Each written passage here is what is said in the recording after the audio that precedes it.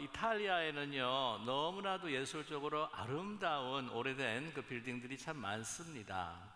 그래서 이탈리아 이 경기가 너무 안 좋고 또 경제가 힘들어도요, 얼마나 많은 이 관광객들이 몰려드는지 막 인산인해를 이룹니다.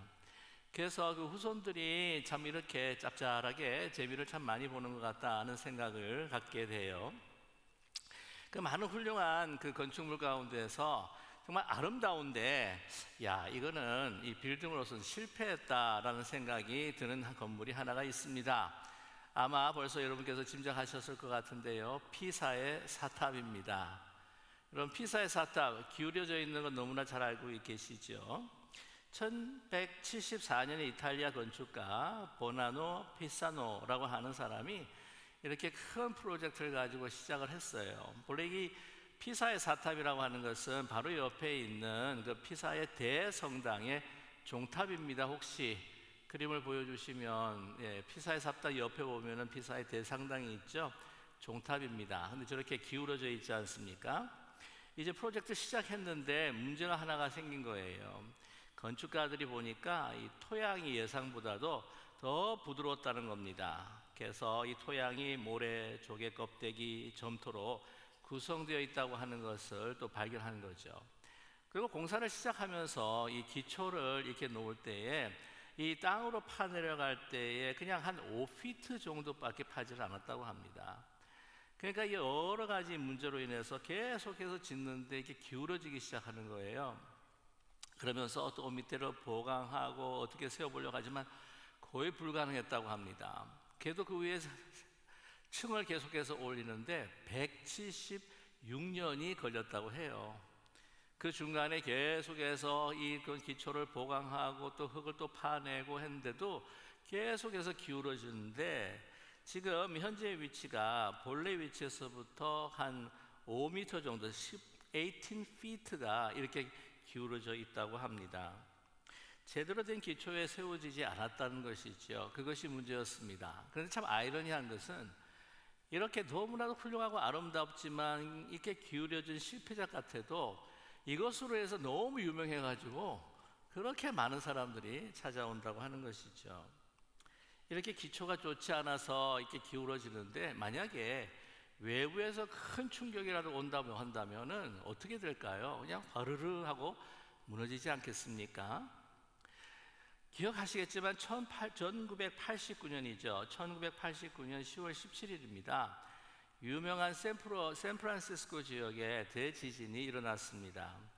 그래서 많은 건물들이 피해를 입었는데, 여러분 가서 잘 아시는 여기 골든 게이트 브리지, 금문교가 어떻게 되었을까 혹시 좀 궁금하실지 모르겠지만 끄떡 없었습니다. 이 금문교 사실 남쪽 교각에는요, 그 유명한 샌프란시스코에서 그 유명한 샌 안드레 그 폴트라고 해서 단층이 지나가고 있어요. 1902년인가 8년에 그 폴트 단층을 중심으로 해서 또 엄청난 지진이 일어났었거든요. 그때는 피해가 1889년대보다도 비교할 수가 없었습니다. 그럼에도 불구하고 이 다리가 손상되지 않았다는 거죠. 이유는 바다 및 바위에 깊이 박힌 두 개의 그 주탑에 그 다리의 무게가 다 실려 있었기 때문이었습니다. 한마디로 반석에 세워진 그러한 다리였다는 거죠. 그러나 보기에는 비슷해 보이지만 오클랜드의 그 2층 고속도로가 허무하게 와르르 하고 무너져 버리고 말았습니다. 왜냐하면 그 기초가요, 매립지였기 때문이죠. 반석이 아니라 다른 것으로 채워 넣었던 물렁물렁한 지반이었다는 겁니다. 그러니까 이 지진이라고 하는 시련이 오기 전까지는 다 그냥 멀쩡해 보이는 거예요. 보기에는 다 멀쩡해 보입니다. 그러나 외부에 큰 충격이 온다, 홍수가 밀려온다, 풍파가 인다, 아니면 지진이 일어난다 하면은 어떻게 될 줄을 우리는 장담할 수가 없는 겁니다. 바로 인생도 비슷하다는 것이죠. 그래서 오늘 본문에서 예수님도 이러한 건축에 대해서 말씀을 하고 있습니다. 오늘 이 모래 위에 지은 집, 그리고 반석 위에 지은 집, 모래 위에 지은 집을 이야기하면은 사상 누각이라고 하는 한자 성어를 쓰죠. 그죠? 사자성어를 쓰게 됩니다. 그래서 거기에 맞춰서 제가요 사상누각이니까 석상누각이라고 이렇게 주제를 잡아봤는데, 석상누각이라고 하는 말은 한자성어에 사자성어에 없습니다. 그냥 제가 만들었어요. 만드는 사람이 장땡이 아니겠습니까? 예. 자, 그러한 이 사상누각, 석상누각에 관한 말씀을 우리에게 해주시는데, 이것은 예수님께서 말씀하신 정말 중요한 산상수훈의 마지막 비유가 됩니다. 산상수훈은 이제 마태복음 5장으로부터 시작해서 6장, 7장으로 넘어가지 않습니까? 7장 마지막 부분이 바로 이 비유입니다. 사상누각과 석상누각의 비유인 거죠. 자, 여러분, 산상수훈은 정말 주옥과 같은 예수님의 말씀입니다. 가르침입니다. 우리가 어떻게 살아야 할 것인지를 분명히 알려주시는 그러한 귀한 하나님 말씀이죠. 아시다시피 산상수훈은 팔복으로 시작하지 않습니까? 심령이 가난한 자는 복이 있나니 천국이 저희의 것이며. 그래서 팔복이 쭉 이야기하면서 정말 의로 인하여 박해받는 자는 복이 있나니 천국이 그의 것임이라 말씀하고 있습니다. 우리 너무 잘 아는 비유들이 있죠. 너희는 소금과 빛이라. 그리고 원수를 사랑하라. 오른밤을 치면 왼밤을 돌려대라. 속옷 달려면 겉옷을 주고 박해하는 자를 위해서 기도하라. 뿐만 아니라 그 유명한 주님께서 가르쳐 주신 주기도문이 있습니다. 주기도문을 가르쳐 주시고, 또 외식하지 말라, 염려하지 말라, 재물을 하늘에 쌓아두라, 비판하지 말라. 우리가 몇 주 전에 한번 우리가 같이 말씀을 나누었는데, 영생으로 인도하는 길은 바로 좁은 길이다. 그리고 좁은 문으로 들어가야 된다라고 말씀하죠. 그 이후에 좋은 나무, 나쁜 나무, 그 열매로 모든 것을 알 수 있다라고 비유로 말씀하셨고, 그 다음에 이제 맨 마지막 부분이 바로 이 두 건축자, 이 사상누각과 석상누각의 바로 비유입니다. 이 집는 이야기를 통하여서 정말 하나님의 자녀로서 우리 인생의 집을 어떻게 지어야 하는가라고 하는 것을 분명히 말씀해 주고 계시죠. 왜 이렇게 집 짓는 일로 비유를 마치실까? 아마 예수님께서 집 짓는 목수였기 때문에, 아마 거기에는 엑스퍼트시고 프로시기 때문에 아마 이 비유를 하신 것은 아니겠는가 짐작할 수가 있습니다. 그런데 이 비유는 너무나 간단해요. 지혜로운 건축자는 어떤 사람인가? 지혜롭게 인생을 세워준 사람은 누구인가? 반석 위에 집을 짓는 사람이다. 그리고 정말 어리석고 미련한 사람은 어떻게 해요? 모래 위에 집을 짓는 사람이다. 여러분, 이 사람들이요, 그냥 이 모래 위에 집을 지으려고 하겠습니까? 자기가 사는데. 근데 잘 살펴보게 되게 되면 믿는 사람도 그렇고 믿지 않는 사람도 그렇고, 그것이 모래밭인지 또한 어떤 집안인지 잘 알지 못하면서, 또한 이렇게 자기가 원하는 그러한 집들을 자기의 뜻대로 짓는 그러한 미련한 사람들을 우리는 발견하게 된다는 것이죠. 그것이 예수님께서는 매우 안타까웠던 것 같습니다. 오늘 본문 말씀 보게 되면 24절에 어떻게 시작을 하느냐? 그러므로라고 하는 말씀으로 시작합니다. 그러므로라고 하는 것은 앞에 무슨 말씀을 하셨다는 거예요. 중요한 말씀을. 자, 그래서 이 그러므로의 앞에 그 문맥을 보게 되게 되면 바로 21절에서부터 23절까지 말씀이죠. 21절에 이렇게 말씀을 합니다. 예수님께서 나더러 주여 주여 하는 자마다 다 천국에 들어갈 것이 아니요 다만 하늘에 계신 내 아버지의 뜻대로 행하는 자라야 들어가리라, 이렇게 말씀을 하고 계세요. 내 아버지의 뜻대로 행하는 자. 근데 24절 말씀을 보면은, 다시 한번 보면, 그러므로 누구든지 나의 이 말을 듣고 행하는 자는, 그죠? 아버지의 뜻대로 행하는 자, 나의 이 말을 듣고 행하는 자는 그 집을 반석 위에 지은 지혜로운 사람 같다. 그래서 이 예수님의 그 말씀을 듣는 자, 그게 뭐냐면 바로 듣고 행하는 자가 바로 하나님의 뜻대로 행하는 자다. 그것에 생명의 길이 있다. 그 사람이야말로 지혜로운 반석 위에 자기의 신앙과 인생을 세우는 사람이다라고 우리에게 말씀하고 있습니다. 자, 그런데 오늘 계속해서 21절 뿐만 아니라 22절을 보게 되게 되면 참 사실 살짝 마음에 겁이 들 때가 있습니다. 22절에도요, 21절과 같이 주여 주여 부르는 사람들이 나와요.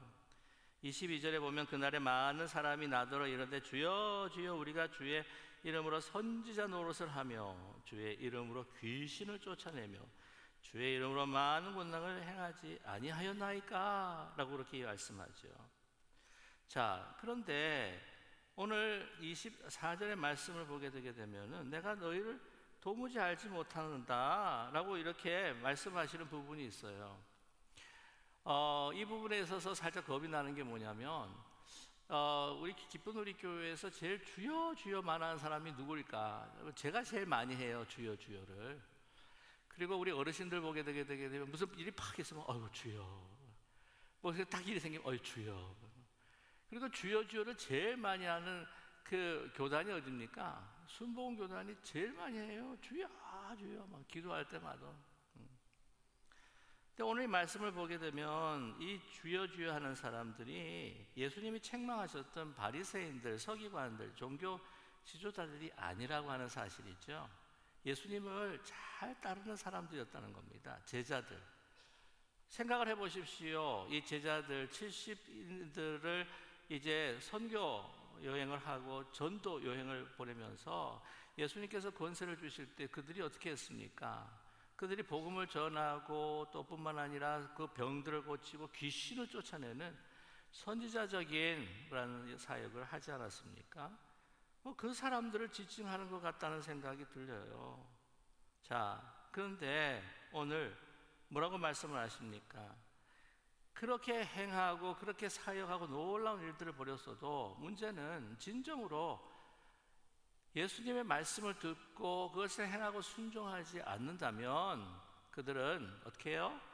모래 위에 그들의 신앙과 삶을 세운 어리석은 사람들이다 라고 우리에게 말씀하고 있습니다. 오늘 분명히 이야기하죠. 책망하고 떠나가라 요청하십니다. 오늘 예수님께서 우리에게 말씀하고 계세요. 뭐냐면은 예수님의 말씀을 그냥 듣는 것만으로 우리가 충분하지가 않다. 26절의 말씀을 다시 한번 드리면 나의 이 말을 듣고 행하지 아니하는 자는 그 집을 모래 위에 지은 어리석은 사람 같으리니. 이렇게 놀라운 사역들, 기적과 같은 일들을 벌이고 이렇게 목회를 해도 아니 예수님의 말씀을 어떻게 해요? 순종하지 않으면, 예수님의 말씀을 행하지 않으면 그냥 모래 위에 세운 그러한 인생일 뿐이라는 거죠. 예수님의 관심은요, 우리가 예수님의 말씀을 듣고 그것을 행하는지 행하지 않는지에 관심이 있습니다. 예수님의 관심은 우리가 어떤 직분이라고 하는 것이 관심이 안 갖고 계세요. 목사이든 장로이든 안수 집사님이든 권사님이든 뭐 어떤 직분을 갖다 할지라도 뭐 교회 뭐든 감독이든 중요한 것은 예수님의 말씀을 듣고 이것을 준행하느냐. 그때에 정말 지혜로운 사람처럼 반석 위에 흔들리지 않는 인생을, 신앙을 가지고 살아갈 수 있다고 우리에게 말씀하고 있습니다. 예수님의 말씀을 우리는 참 많이 들었습니다. 강단을 통해서요. 우리 보통 1년에 보통 이 예배에 참석을 하시면 한 52번을 듣게 되시죠. 새벽기도에 나오신, 토요 새벽기도 나오시면 한 100번을 더 넘게 들으십니다. 주중 새벽기도에 청취하신다고 한다면 정말 1년에 참 많은 예수님의 말씀을 듣고 뿐만이 아니라 10년 정도로 친다고 하면 정말 수많은 번의 또한 말씀을 듣게 되죠. 여러분, 우리가 예수님의 말씀을 듣고 이 성경을 묵상하고 굉장히 중요합니다. 그것을 또한 연구하고 묵상하고 암기하는 것 정말 중요합니다. 그런데 사실 궁극적으로 더 중요한 것은 왜 그걸 그렇게 하느냐, 왜 암기하고 왜 묵상하고 왜 나누고 공부를 하느냐. 어떻게 해요? 내 머리만 커지고 지식만 높이는 것이 아니라 예수님께서 말씀하신 대로 그 말씀을 준행하는 것, 그것에 예수님은 더 많은 관심을 갖고 계십니다. 그것이 우리의 참된 믿음이 된다고 하는 것이죠. 제가 이렇게 말씀을 드릴 때 아니 그거는 우리의 복음의 그 원리가 좀 다른 것이 아닙니까? 복음은 믿고 듣고 믿음으로 우리가 구원받는 것은 아닙니까? 이건 행위주의가 아니에요. 행위로 구원받는 것이 아니지 않습니까? 이렇게 질문하실 수 있을 거예요. 그런데 여기서 이 행위라고 했을 때는 정말 참 하나님을 믿음으로 내가 하나님 앞에 드리는 그러한 우리의 삶의 표현이라고 하는 거예요.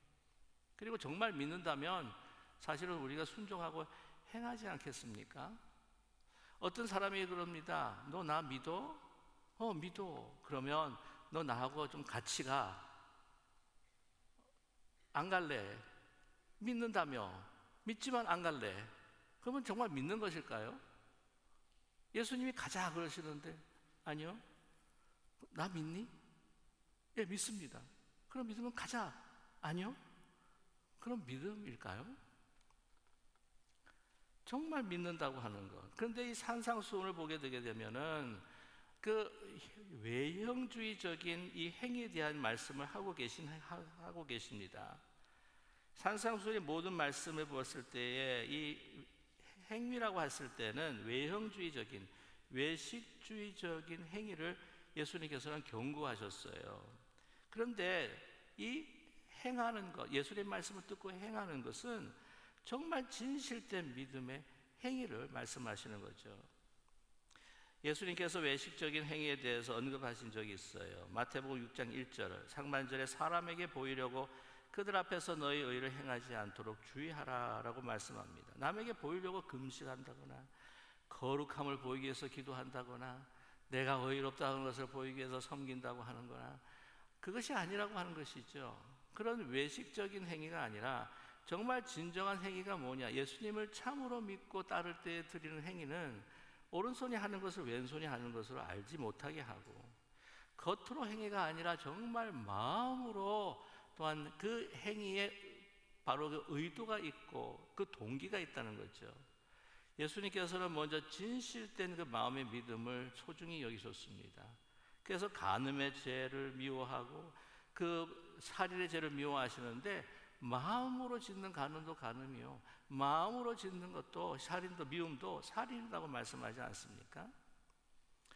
그래서 예수님께서 가르치신 것은 우리의 행위라고 하는 것이 정말 내가 드러내는 것이 아니라 정말 은밀한 가운데에 하나님을 사랑하는 마음과 믿음으로 나타내는 참되고 선한 행위에 대한 것이 바로 예수님께서 요구하시는 행함이라는 것입니다. 다시 한번 말씀을 드리면 예수님께서 원하시는 행함이라고 하는 것은 정말 하나님을 사랑해서 사람이 보든지 안 보든지 하나님 보시기에 정말 은밀한 가운데 그 하나님을 사랑하는 마음으로 정말 우러나는 그 믿음으로 하는 행위. 근데 그건요 참된 믿음에서는 자연스럽게 나올 수밖에 없는 행위라고 하는 것이죠. 그래서 야고보서 기자가 분명히 말씀합니다. 1장 22절에 내가 보거니와 믿음이 그의 행함과 함께 일하고 행함으로 믿음이 온전하게 되었느니라 라고 말씀하고 있습니다. 그래서 진정한 믿음, 진정한 그 성령께서 주시는 믿음은 열매를 맺게 된다니까요. 그리고 우리가 하나님께서 주시는 믿음으로 나아갈 때에 여러분 노를 한번 저어보셨습니까? 이 배 한번 저어보셨습니까? 그 로잉 보트라고 그러는데 아니 한쪽은 안 움직이고 한쪽만 계속해서 움직이면 배가 전진할 수 있습니까? 계속 뱅뱅뱅뱅뱅뱅 돌아요. 믿음의 성장도 믿음의 진보도 없습니다. 그냥 옛날에 믿었던 믿음 계속해서 그 하나님께서 주님께서 원하시는 그 행함을 우리가 이루지 않는다고 한다면 우리는 계속 그 자리에 머물 수밖에 없는 거예요. 그렇게 본다고 한다면 진실로 순수한 믿음으로 주님 앞에 행함으로 하나님 앞에 기쁨을 드리는 아주 작은 아이들, 어린이들보다 어쩌면 우리는요 과연 그러한 믿음을 가지고 있는지를 다시 한번 살펴볼 필요가 있다는 것이죠. 내가 순종하는 마음으로 실천하는 것, 그럴 때에 정말 우리의 그 내가 믿음이 있다고 하는 것을 우리 자신도 확증을 가질 수 있다고 하는 사실입니다. 여러분 믿는데 여러분 행하지 않는다? 이 믿는데 내가 실천하지 않는다? 여러분 이 믿음이라고 하는 것, 진리라고 하는 것은 진짜 아무 소용도 없어요. 아무 소용이 없습니다. 2023년에 일어났던 투르키의 대지진이 있었습니다. 기억하시나요? 실로 피해가요 상상을 넘었습니다. 완전히 초토화된 도시들, 폭격 맞은 듯한 완전히 무너져 버린 건물들. 여러분 터키의 그 사망자만 얼마냐면요 5만 4천 명이 사망을 했습니다. 최소한 잡았어요. 5만 4천 명. 한 번 지진에 여러분 상상해 가십니까? 5만 4천 명이 죽었다는 거예요. 부상자가요 12만 1천 명이 이르렀습니다. 그건 그 투르키예고 시리아 사망자가 6천 명, 부상자가 14,500명으로 보고되고 있어요. 야, 여러분 저거 보세요. 그때 조지 마리, 우리가 그 투르키에 선교를 하면서 이 파송 선교사님, 현지 선교사님으로서 우리가 지원하지 않았습니까? 그분이 사역하시던 그 안디옥 교회도요 히스토리컬 철치였는데 다 무너지고 말았어요. 다 뿔뿔이 헤어지고 완전히 폐허였습니다. 자, 그런데 그래서 영향권에 있는 그 지진 영향권에 있는 마을과 도시들이 저렇게 황폐해져 버렸는데 단 한 곳이요 그대로 서 있었습니다. 사망자 한 명도 안 나왔어요. 그리고 이 건물에 파손이 되긴 됐죠. 뭐 금이 가거나 좀 이렇게 벌어지거나 그런 손상이 있긴 있었지만 무너진 것이 하나도 없습니다. 에르진이라고 하는 도시예요. 여러분 사람들이요 기적과 같다고 그랬습니다. 여러분 이게 지진 후에 찍은 사진이에요. 여러분 그 비교하실 수 있습니까? 뭐 지진이 왔나? 할 정도입니다. 조금 파손된 건물도 있지만 한 명도 죽지도 않고 상하지도 않고 완전히 멀쩡한 도시가 되어버려요. 왜 그랬을까? 이 에르지나곤 도시는요 오랫동안 국가에서 지침으로 내렸던 모든 건물 코드, 내진 설계에 따라서 그것을 철저하게 지켰다는 겁니다. 거기에는 뭐 부실공사 봐주질 않았대요. 그냥 오랫동안 철저하게 그들은 이 법규를, 내진 설계의 그 코드를 정확하게 지켰다는 겁니다. 지키니까 여러분 지진이 안 올 때는 다 멀쩡해 보이잖아요. 근데 지진이 확 하고 닥치니까 다른 데는 다 황폐해져 버리고 어떻게 해요? 이 에르지라는 곳이만 이렇게 성성합니다. 우리 신앙도 마찬가지죠. 우리가 예배를 드리고 기도하고 또 우리가 어떤 예식도 하고 다 하고 있지만 우리가 볼 때는 그냥 다 그리스도를 믿는 사람 같고 다 하나님 앞에 충성하는 사람 같지만 몰라요. 우리 스스로 다시 한번 살펴볼 때 우리는 진정 예수 그리스도의 말씀을 행하면서 예수 그리스도를 우리의 소망 삼아 주 위에 우리의 인생을 세워가고 있는 우리의 삶인지 아니면 아직도 예수님을 믿는다 하면서 우리의 밑에 그 기초에 내가 바라고 내가 원하는 것, 이 세상의 어떤 부와 명예, 권력, 나의 어떤 바라고 원하는 어떤 소욕과 탐욕의 그 대상들이 바로 그것이 되는 것인지, 내가 이 세상에 자랑하고 싶은 것들이 나의 기초가 있는 것인지, 여러분 한번 확 하고 인생의 시련이 걸어버리면요 그 다 모래성처럼 실려갈 수밖에 없는 것이 그런 영원하지 못한 것들이 아니겠습니까? 예수님께서 말씀하실 때에 예수님께서의 그 관점은 뭐냐면 그 집이요 그냥 이게 사상 누각인지 석상 누각인지 그것이 중요한 겁니다. 여러분 막 화려하게 아름다운 집으로 막 치장하고 그냥 높이고 그냥 번쩍번쩍한 집인지 아니면 그게 오두막집인지 초가집같이 생겼는지 그것은 예수님께서 별로 관심이 없으세요. 왜? 한번 흔들어 버리게 되게 되면은 그 아름답게 보였고 화려하게 보였던 인생들도 어떻게 해요? 우수수 무너질 수밖에 없는 것이죠. 여러분 변하지 않는 영원하신 우리 주님의 말씀을 우리가 그것을 믿음으로 행하면서 오직 우리의 소망과 우리의 기쁨과 우리의 생명을 우리 주님 반석 되신 우리 그리스도 위에 세우는 우리의 삶이 되기를 간절히 소망합니다. 우리 삶을 그래서 사상누각, 석상누각 하지만 저는 이렇게 말씀드리고 싶어요. 주상누각. 우리 예수 주상누각, 주상복합 말고 주상누각, 그 삶이 되기를 간절히 소망합니다. 여러분, 우리 이 세상 사람들이 자랑하고 그것으로 인하여 믿고 하는 이 모든 것들 한순간에 확 사라지고 말아요. 궁극적으로 죽음이 우리에게 다가올 때에 그것들이 우리를 지켜줄 수 있습니까? 우리를 온전히 지켜줄 수 있는 분은 바로 우리 주님이신 줄로 분명히 믿습니다. 다른 데 우리의 인생을 세우지 말아요.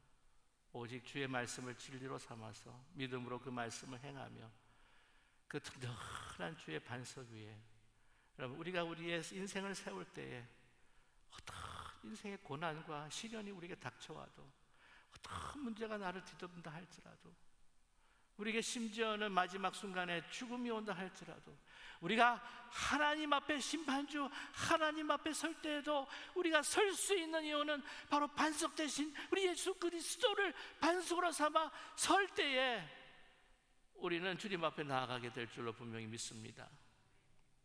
주상누각의 인생, 그런 인생이 되게 하여 주시옵소서. 이러한 복을 누리시는 저와 여러분 되시기를 주님의 이름으로 간절히 축원합니다. 기도하겠습니다.